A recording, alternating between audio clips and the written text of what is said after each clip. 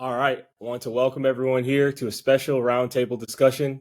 The first one at that, the Ownership Reimagined Movement campaign, a case for CFL ownership. We're here with a bunch of CFL legends, guys who have done it on the field and off the field, and we're very excited to get this thing going. So let's start here with Garrick Jones, and I'd like to start with maybe asking you what inspired you to spearhead this initiative. Well, number one, Malcolm, I appreciate you for, just being a part of this, just like I appreciate all the fellas being a part of this. For me, the way I came into professional sports, I had the opportunity to see it from all different angles. And in doing that, I knew that it was going to be about ownership eventually. I saw guys that had passion. I saw gentlemen that understood the game and also understood business, and with that understanding, I knew that we tend to get left out a lot of times. But my thing has always been about, the fans and also the athletes, because we're like, two groups that are looked at as commodities.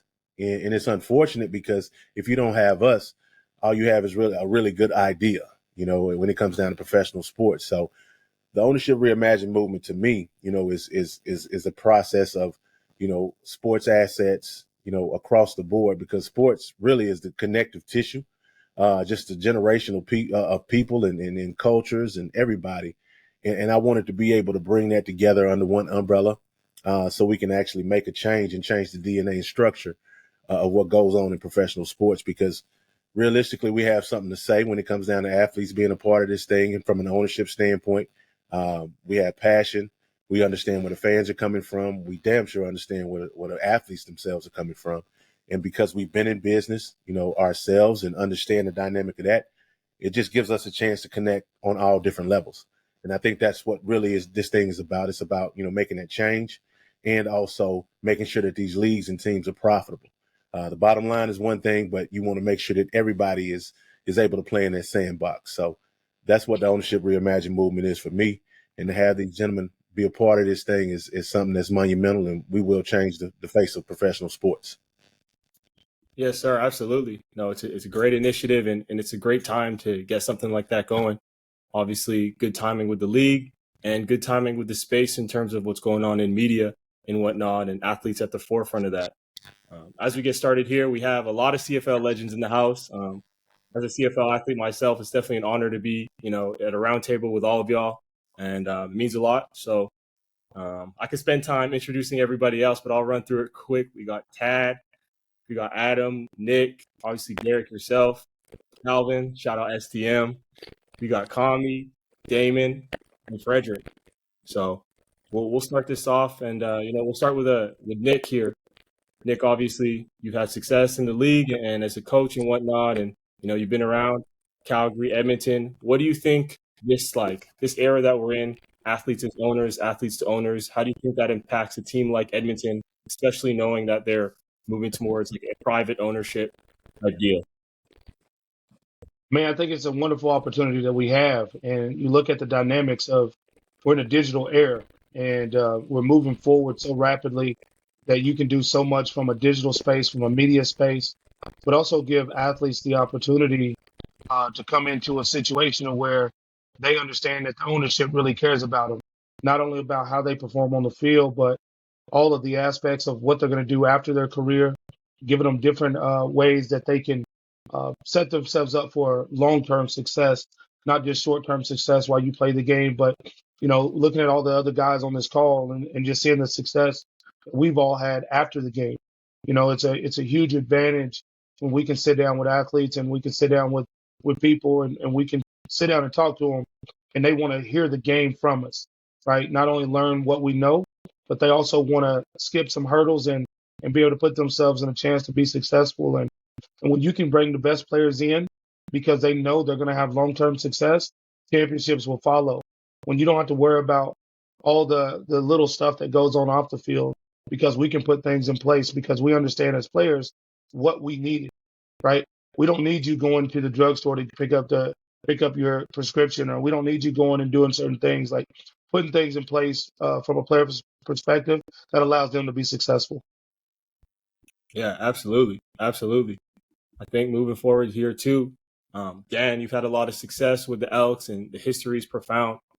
What do you think in terms of athletes to ownership? How do you think that affects maybe yourself and even the Elks as a franchise, as a community? How do you think that involvement would help them? Thanks very much, Malcolm. I appreciate the question. It's a huge deal because what we're doing is we're bridging the gap between the boardroom and the players, right? And like Nik was just saying, you're giving players an opportunity to understand that there's more than the game while they're playing it. It's not like when you're playing CFL football or any sport, really, there's an off season. You have a chance to build something every year, and as a young man, I remember my years where I didn't do anything in the off season. I remember those first few years where I thought, oh, you know what, this amount of money's good. And then you have a kid, right? And all of a sudden everything changes. But it's nice to be able to have, the reference of all the people around you, the help and the tutoring of guys. If you got people in the boardroom who are actually players, yeah, you actually get that. You get that benefit. And then on top of that, I think it's going to reduce trades, because I think what happens is you'll have people setting up businesses in their cities. They're not going to want to leave, and so it's going to take a lot more to get them out of a contract. It's not just the whatever X amount of dollars in their contract. It's what's happening on the side, because we know they're going to be setting up side businesses that are going to help the whole thing, right? So I just think it's a great opportunity. Yeah, absolutely. Obviously, CFL is such a big turnaround every year, free agency. Guys are going all around, and it's almost like, as a fan, that's definitely a little bit frustrating. So having guys being able to see this as a long-term deal, especially in sports, is rare. Definitely, we want to ask you, what do you feel, or how do you feel athletes will impact an organization, especially knowing that they have ties to ownership, ties to the back end, ties to the team? What type of impact do you think that has, not only for the team, for the athlete, and also the community? Well, if you just look at the athlete and when they are drafted to a team or not, their main focus has always been about their performance, stats, their performance on the field, and playing for the organization. Over the last 10 to 15 years, you can see there's been a transformation that's going on with athletes are looking at the game, not only of their careers, but after the game is being played, what they want to get involved in. Normally the path is, hey, I want to get into coaching, I want to be a GM and all those different things. But even athletes nowadays are starting to look beyond even those positions after their careers. And so the fact that the one thing about the Canadian Football League is, as a player, you learn a lot about the organization. If you've been in the organization for a long time, if you deal with fans, you understand some of the strategies the teams are trying to do locally within their community. And then at the same time, we also look at, and for myself, being in the game for 20 something years, I've seen a lot of teams on the verge of folding, a variety of different things. But, over my 20 years, teams have found a way to get it done. And so as a player, you're keen on all these aspects. And so it really makes you want to, how do we impact not only just on the field, but off the field? And so now when you get into ownership and the possibility of getting in ownership, it broadens your whole mindset of how, if you were in the position, how would you move your team forward and what ways you can go about doing it. And I think it's a natural progression, because what we've been seeing over the last 10 to 15 years, you see athletes, because they're making a lot of money, and depending on what leagues you're talking about, these guys are thinking beyond the game of football, and they want to be an impact off the field as well. And so ownership is now becoming a window they can look at now. Right. Which is very encouraging. And I think that's one of the reasons why we're having this roundtable, because of the evolution of what we're seeing. And it can happen as well in this Canadian Football League as well. Yeah, definitely. I definitely agree. And, Edmonton's in the position they're in, and Frederick Stamps, you played in Edmonton, had a great career there. What do you think? How do you think this would impact the Elks and the culture, and also, it being almost perfect timing, quote unquote? How do you think that would affect Edmonton as a city? And Edmonton as a city is a great city. it's a great organization. We just have to just find the right chemistry. And when I say that, you know, once you down into Edmonton, they have a lot of great athletes come through there, but a lot of times they get lost in the mix where the organization don't appreciate the great athletes. And, like we say, over the past couple of years, you see a lot of transition in between athletes and stuff like that, man. A lot of times we look at it and we got to understand that, these guys come in, especially speaking from Americans' point of view, like we coming up there to play football. Once we get up there, we don't even know what the CFL is about. We don't know anything about the game, anything about the league. Mm-hmm. But once we get up there and understand, man, this is a great league. This game is real football. And it's crazy because I watched Pivot a couple weeks ago, and Chad Johnson mentioned it, saying that, man, we have so much talent that comes through the CFL until we got to understand the type of players that we have, and we have to step up and we got to make sure we keep these players that will build the league. That will get more players wanting to come play in the league.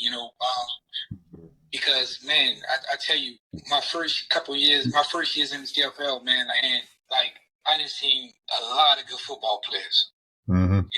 But when you just speaking just in Canada, nobody knows what's going on down here. We need to get that. We need to get that good football down here, and that's something that's big. And a lot of you look on college football, man. You getting CFL games televised down in the States, man. That brings light bulbs to other players, man. Because a lot of times when you don't get the opportunity in the NFL, they got a lot of other leagues, but they don't realize the CFL. The CFL is the next thing right by the NFL, and I feel like we could build that league up, man. Especially with, like Ted said, with ownership coming from like players that understand the game, understand the ins and outs and what the players go through, and the things that we have to deal with personally, off the field, on the field. Man, this is a great opportunity, and I think this is something that could really blow the game up, get the game televised, and the CFL could probably be, in the next few years, to competing with the real top dog, So, because I feel like, I know I'm being a little biased, but I feel like, man, we got some of the best playmakers and the best guys that I haven't seen play football. So, yeah, no doubt. Obviously, can I jump on that for a second? Yeah. Fred, you said something that really when the players know that the team cares about them, right? I remember I started in Saskatchewan. I was there 5 years. I was traded in 2002 to Edmonton. Hugh Campbell was still the GM. The GM in Saskatchewan, we didn't get along real well, but that's okay. But there was a little problem with my contract, and Hugh called me in for a conversation about my contract, and I was probably there 3 or 4 weeks.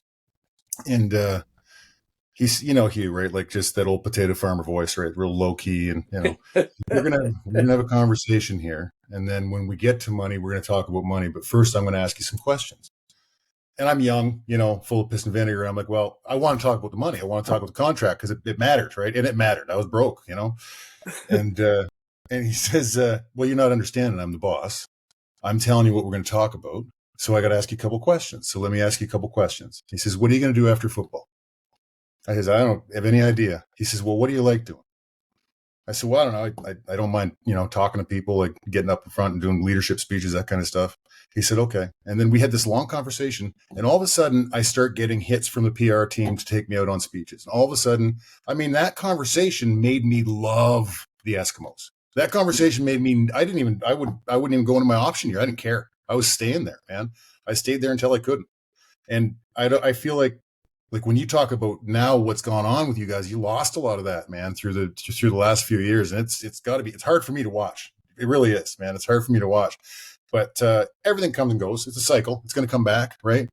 And I just think that we get more of that and more of that love for your players, man. That love is what brings you in. That love is what makes you win games. What makes you win Grey Cups, man. Like the guys I see on here, man, we all know. Like the guys I've played with on here, we know what our teams were. We love each other, man. There's something there. And you even have love for guys that beat you once in a while, right, Damon? Occasionally.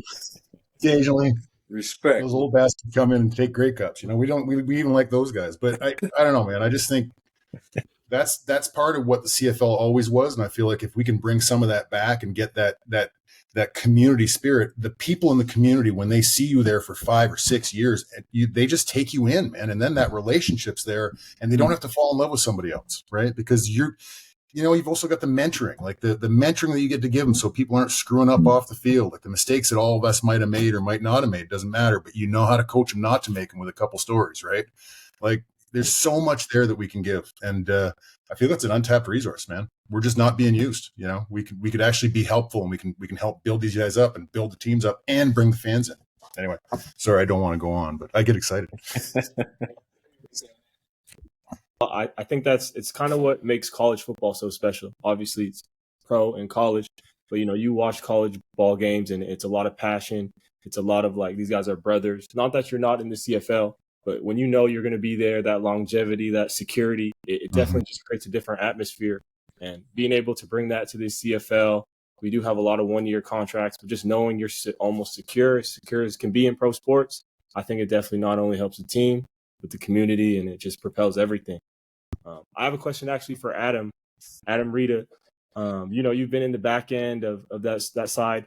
How do you think having an athlete or an ex-athlete on that side with you, how do you think that makes your job easier as an owner, as a GM? So, yeah. Well, I have a little bit different idea about players and management and all that kind of stuff. I think that players are always overused in one part and underused in other parts. I think that the players today are brilliant. Okay. First of all, I'd like to say this. I wish I would have coached all of you all, because I've admired your skills from afar, and I'm a big fan of my players. And I have one guy here that no matter where I go, he's my quarterback. Okay. I won 3 Grey Cups with his ass. And, so I have a lot of admiration for players. I'm their biggest fan. When you play for me, we're together for life. Okay. It's not an overnight thing. It's not a one-time thing. It's a family thing. Okay.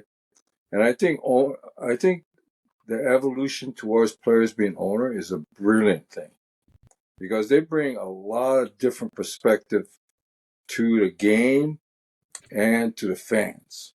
Okay. And the idea that I can sign Damon in BC for 5 years would be brilliant. Right now, Damon and I don't have to go to Memphis to win a Grey Cup, or go to Toronto to win a Grey Cup, or go to wherever to win a Grey Cup. We can be where we want, where we're happy, And the thing about, when you go back to Edmonton, when they lost Hugh Campbell, they lost the Eskimo. Okay, Hugh Campbell was the Eskimo. He paid special attention to his players, because he was a player. Yeah, that's right. Don't forget that. He was a player. So the evolution of players becoming owners is a natural thing to me.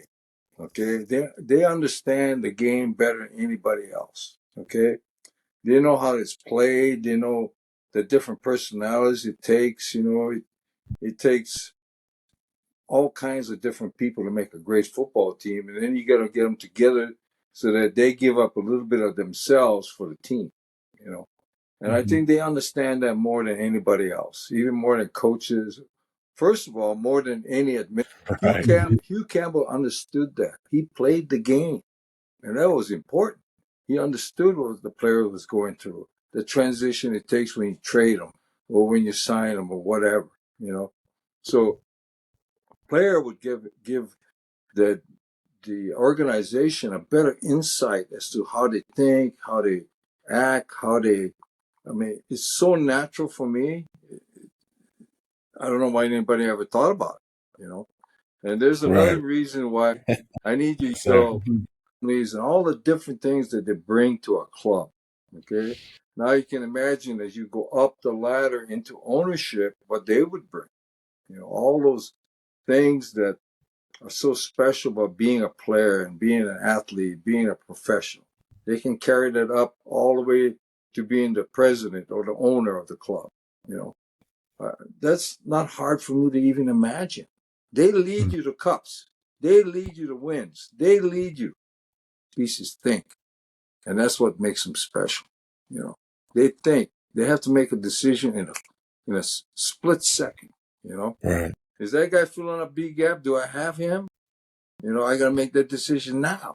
You know, Right. Who do I throw to in blitz? Is he going to make the play for me? Is David Williams going to make the play for me? You know, so they get all those kinds of things that's so dynamic.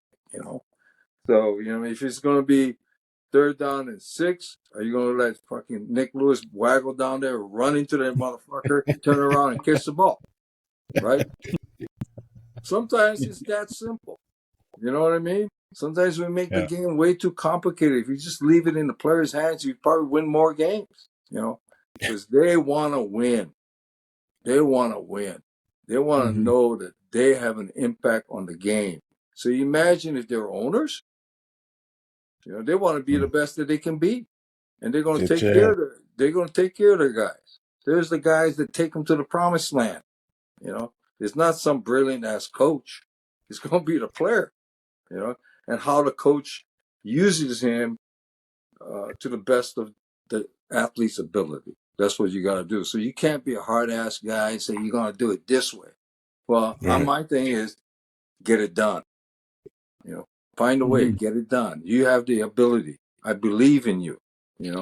So players bring that to the table, and they know who the guys are slacking off. They know who the guys they want as their teammates. They know who the winners are, and who the guys are pretenders that are riding the coattails, You have a guy like Calvin McCarty that knocks the shit out of everything, goes on special teams and makes every fucking play. No. Who appreciates that? Right? Your teammate.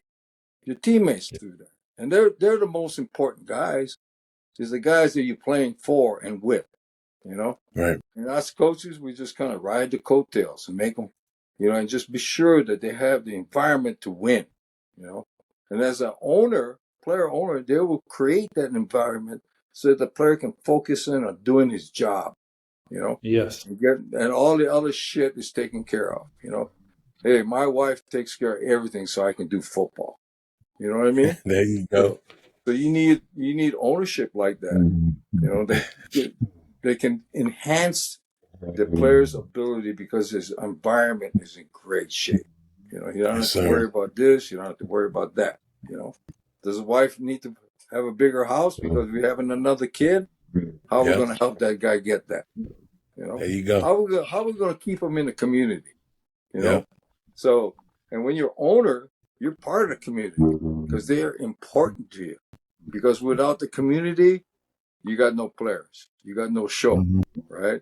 And our players love to show their skills. They love it. That's where they excel the most. So it's not hard for me to imagine this. It's like a perfect scenario, Now, are you going to have bad ownership because the guy's a player? Sure. Just like sometimes you're going to have a bad teammate, So now you got to figure out how we're going to sort that shit out, So, but everything's, I tell you what, this is legit. I think players should be more involved because it's about them. You know what's That's amazing? awesome, Coach. What's awesome, amazing? Coach. To hear Adam speak, it has a lot to do with because all the years that I played, and I think many of you guys don't realize, like, when I first came in the league, who were my coaches? My first coach was the great Jackie Parker, one of the best football players ever played in this game. That was my first year coach. I was coached from Ronnie Lancaster. And Adam was my coach, and I've been coached by Pow Pow and Huffnagel. All these years, man, of just learning. As soon as you mention my name, shit happens, man. Yeah. But it's just learning every aspect of the game of football, how to manage the clock and all these different things, and you take in all this kind of information. It's like a computer, and so in every situation, and they gave me the freedom to be able to. My first year in Edmonton, we had to call the plays. So once the onus is on you calling the plays, that you're going to put more work into your game plan and making sure when you step on the field that you're prepared to do all the things that's necessary to win games. And even today, a lot of people don't understand the 4 Grey Cups I played in, 3 of the games I called the whole game. Man, damn. I tell you And what. that is like unheard of in today's game. Yeah. Right. Before But Omaha. I was prepared that way early in my years going to Edmonton, because they put that kind of onus and responsibility on the quarterback to call the plays. Right. And, so I had to learn a lot from all these guys to be able to, get on the field and make the adjustments, not a quarter later, but instantly. And I already know when you call a play, you already know what are you going to call next based on their adjustment. Right. And so, Right.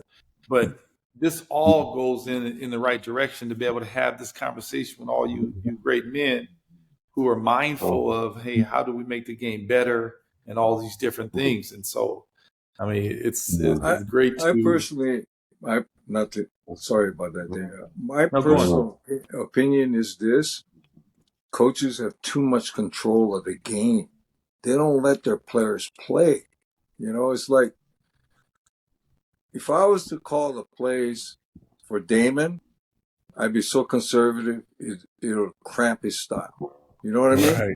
Right. I'm an old lineman. I want to hit the guys in the mouth. I don't want to pass and let them hit my ass in the mouth, right? Right. Then you got a guy like DA. He makes you look good as an old lineman, right? So, what do I want to tell him? Stand in the pocket, get your ass kicked. You got to move around. Hey, all great teams have great athletes at quarterback. Okay, I've been in 8 Grey Cups. I'm telling you, the guy with the best athlete at quarterback will win the game, and that's kind of my philosophy. And if you let them play the game, it's even better, So you have a menu of plays, right? You have a game plan, and all of a sudden they're not doing what you tell them to do. You tell a quarterback, well, they play all zone in this now, and they're going to rotate to the field against trips, right? What if they don't? He's got to do all of that processing, right, in an instant. But if he's calling his own plays, now he's calling the plays that he trusts, that he knows he's going to make him look good. That's all we want to do. We want the quarterback to look good. We want the receiver to look good. We want the lineman to be like, fuck, we got the best quarterback in the world. We're going to knock the faces off, right? So, I think that I love technology to a certain degree, but I don't need to be talking to my quarterback, during the play or before the play. I just need to talk to him after the series. That's all. So there's never a bad play that's called. It's pure execution, because maybe the quarterback really didn't believe in that play. So I always say, hey, what's your favorite play? What's your call? What are you going to do off the hook? Just stuff like that, right? Because I know that whatever he calls is going to be his favorite thing to do, or to go, or a receiver that he likes to go to. Freddie, I want you to go to the corner on this play. If it's cover 3 and the corner's there, I want you to stay in the seam. Just stuff like that. And the longer you work together as a quarterback and receiver, it's like magic happens. And then if they work together a little bit extra, because they know if they work a little extra, nothing bad can happen. They're always on the same page, body language, wiggle here, wiggle there, whatever, right? So I believe that the players should have more control. That's me. But I'm not an egomaniac either, right? So, I'm an old lineman, man. I love that the stars can shine because I can do my work. When I do my work, the stars shine, right? So everybody's important. To move into that front office, move into that coaching position, I think that comes with the nature of the game, experience, and sets you up. And Calvin, obviously, you played, had a great career, and now you're kind of at the opposite. You're at the grassroots level, helping kids. How do you think having athletes in that building, in that front office, affects those kids at the grassroots level that you see every single day? Man, first off, I appreciate you guys having me on. It's good to see a lot of you guys, man. I got relationships with everybody in here. Right. And man, feels good to see you guys. Freddie, Fred, Malcolm, man, Nik, everybody. Sorry about the technical difficulties earlier, but you know, my big thing is it's about injecting a player's passion into the ownership narrative and aligning the team's journey with the fan base. And I'm gonna go way back. Damon know where I'm about to go with this. You already know where I'm going. I'm a fan first, and I feel like we were all fans first before we played the game as a youngster. And to keep that passion and to be able to potentially apply that to the game one of these days, man. Like, I'm going back to STM, Malcolm STM alumni, grade 10 championship, BC 2000. I ended up getting a pair of hand-me-down cleats from one of my old coaches, RIP, Coach Mike Ettinger, man, North Surrey. He ended up giving me a pair of Damon Allen's Adidas before the game in grade 10 championship. And it was senior championship, but I was in grade 10. Ended up 4 tuds, 2 picks, 250 rushing, 7 receiving, all that, da-da-da-da-da. But what inspired me most was that somebody like Damon, who I watched on TV, would take the time out to, you know, to notice, you know, somebody like me. You know what I mean? Like, I feel like, you know, you're in school, you're a young boy, you kind of in that bubble, you got the horse blinders on. You don't know people are paying attention, man. And he inspired me to continue to play the game. I've always respected him, man. Even going back to his brother, man, his brother playing running back to fullback to blocking for Bo and just to being able to sacrifice for the next man for the betterment of the team. And fast forwarding that to the game itself, coming in, seeing Kami as a rookie. And the biggest thing was, you know, doing your best, but leaving the game greater than what you found it or better than what you found it. And I feel that was a responsibility as me as a player, person, father, husband, whatever. You know what I mean? To be a best version of yourself, to be able to inspire the next generation.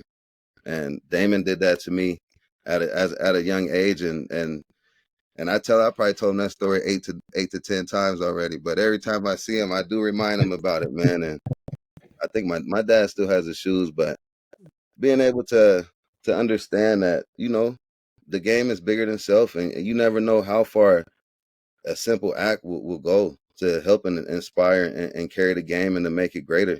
And, you know, we are part of the shortest career span of any sport.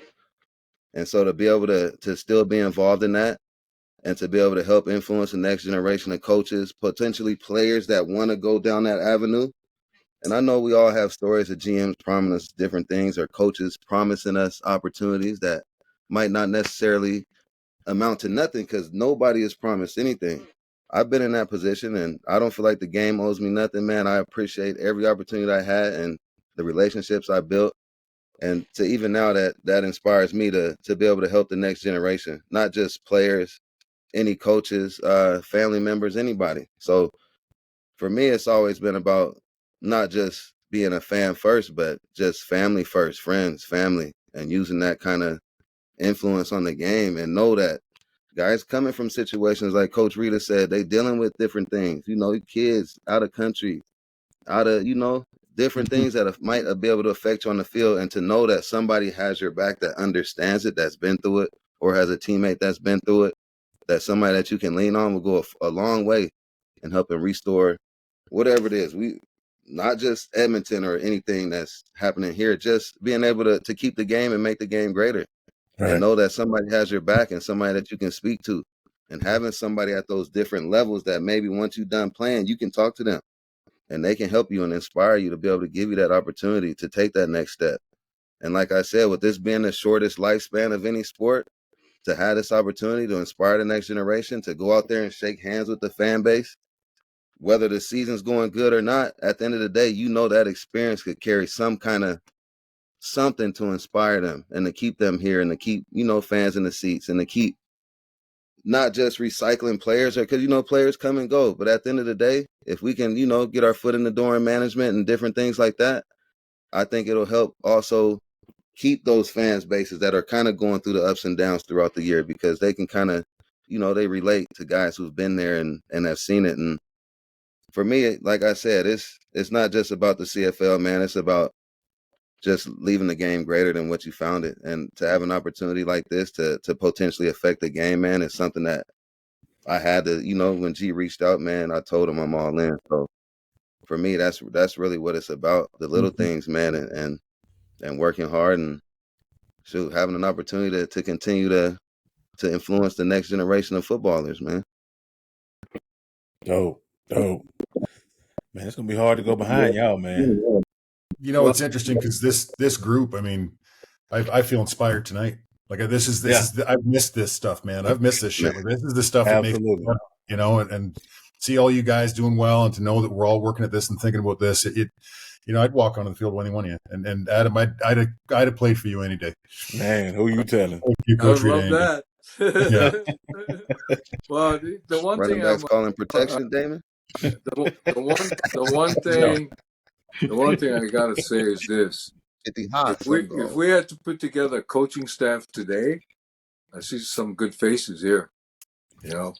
As it's a kind of a crime that DA is not in the game as a coach, or whatever, right? So, I'm getting up in age, but I know one damn thing: I know who the winners are. I think that we need to groom more players to get into the game at different levels. Whether it's a coach, management, player personnel, whatever. Because they know the game, they know what it takes. Some guy never put a jock on.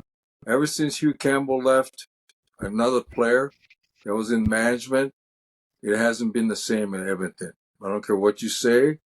I mean, it just hasn't been the same. So if you look at all the different managements, from Wally Bone, they're all ex-players that have succeeded. Why doesn't people understand the model? They should be higher up. They should be leaders, So to me, this is very innovative, but it's the evolution of the game, So it's like somebody said, one of these days, these NFL guys, they'll all pull their bonus money and they're going to buy the NFL. There you go. There you go. Now, let's do that with the CFL. Where we headed. CFL is ripe for change, dude. All right. Garrick, so as the owner and, you're initiating this whole movement, what's your specific goal and your specific vision for the CFL? CFL going to the next level. When I first came into the league, I didn't know anything about the CFL. I was coming from the NFL. I had just got released by the Jags. I didn't know the rule changes. I didn't know the size of the field. Coming into Winnipeg the way I did, by the second play of practice, Dave Ritchie pulled me to the side and said, "You're starting at left tackle against a young man by the name of Swack," which was the sack leader the year before. But I got a chance to get out there and really show what I could do. And quite frankly, the CFL for me was the best professional ball I've ever played. And that's why I'm so adamant about being able to be in these positions for ownership. Dan alluded to it. This is a brotherhood. It can be 20, 30, 40 years later and we pick up just like it was yesterday. This is a locker room scenario. This is something that most people don't have access to. And for us to be in these positions and be able to bring a culture that the fans can buy into, that the front office individuals can get into, business, operations, football ops, everybody can buy into this type of scenario because you have to have that teamwork aspect behind it. And that's really what this thing is all about in reference to the business. Adam said it perfectly. Individuals in these organizations outside of football send their employees to these seminars and webinars to learn about, being competitive when we all were born with that gene. That's in our DNA. So we're going to do everything that we can to be the best. To have a team is not just to have a team and to be a vanity player just for ego. No, we're coming to win. We're not showing up to lose. We don't show up to lose. We show up to get to the next level. And all these individuals on this call today, man, these guys have won Grey Cups. I believe I'm the only one that didn't win one playing. But I'll be damned if I don't win one as an owner, and that's how I look at it. And that's how this thing should be. And the fans should feel like they're a part of that and have that voice and somebody's listening to them because they're spending their hard-earned money in what we're doing. And these players are going out there putting their lives on the line. So it behooves the CFL, the NFL, the NBA, WNBA, NHL, MLB. It doesn't matter. It behooves them to bring this opportunity about for these athletes, because these athletes are able to leverage their social capital and take this thing to the next level. So we're just bridging that gap from fan to family. We're bridging that gap between, you know, what we have and what we are about, and infusing that into the DNA of the culture of these teams. And that's what I see for Edmonton. That's what I would see for an expansion ball club, anything that has to do with the CFL. But for me, you know, I see the CFL going to the next level, and it's going to take us and it's going to take the fans to really to generate this movement that needs to be done and that needs to happen, because we're in a prime position to make history that other people read about. And this is the group that'll get it done. Of course, there are more athletes that want to be a part of this thing. And my Rolodex is different from every last individual on this call, and in this round table. And those numbers add up really quickly, of individuals that can come to the table and tote the mail and do what they need to do, because this is what we were born and bred on. So, man, number one, I just want to thank you fellas for being a part of this, because you guys have seen the consistency in me. And that's all I've ever wanted to be, was consistent with how we're going to bring this thing to fruition and playing the game of chess with it. We've taken the time, we put in the energy and effort, we've done the work, the heavy lifting is done. Now it's time for us all to come together and make this thing happen. And we can get this thing done. But I applaud you gentlemen, man. This is amazing. Just to even though we're not in the same room, man, the energy is there. And this was what we would have in a front office scenario. This is what we would have in a football operations scenario. This is what we would have in an ownership scenario, where we're going to hold each other accountable. I'm going to do my job, and we're going to show up to work every day, and we're going to get it done. So that's pretty much it for me when it comes down to this thing. But once again, I thank you fellas for being